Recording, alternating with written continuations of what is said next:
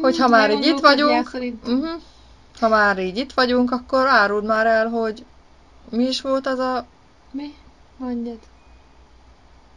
dolog a testvéremmel. Mi van? Tudod, abban a fekete hajú sráccal. A Dormán 86. Azzal. Mert úgy tudom, hogy Hát, nem tudom. Talán léptél a kocsmába, úgyhogy... jó van, de az az én dolgom. Én nem azt mondtam, hogy passzál-e.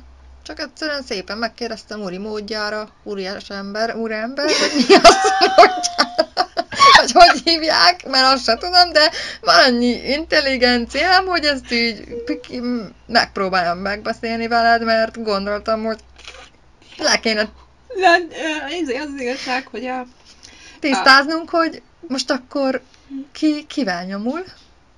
Hát a Szöszi Mert barátnő... már én nem tudok.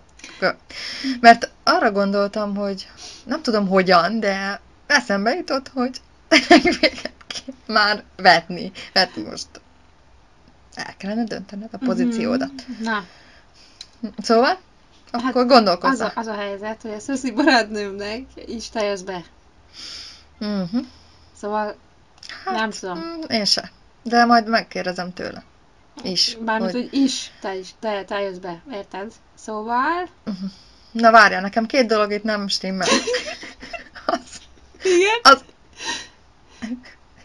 Szóval egyik, az... Igen, mondjad. Hogy... Hallgatlak, de... Hát ebből nem esik le neked. Nem igazán.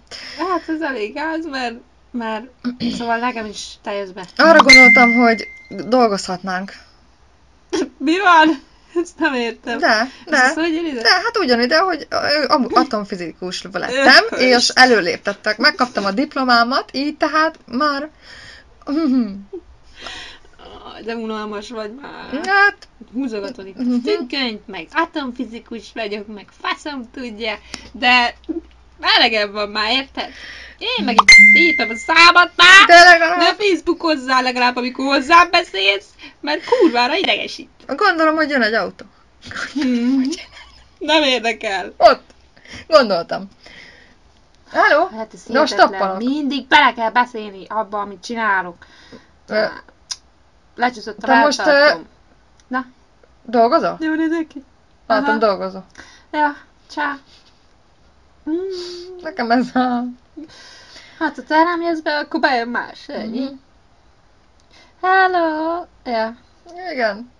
De ronda vagy. Nem vagy az esetem. Inkább én jobban vagyok az esete? Esetleg?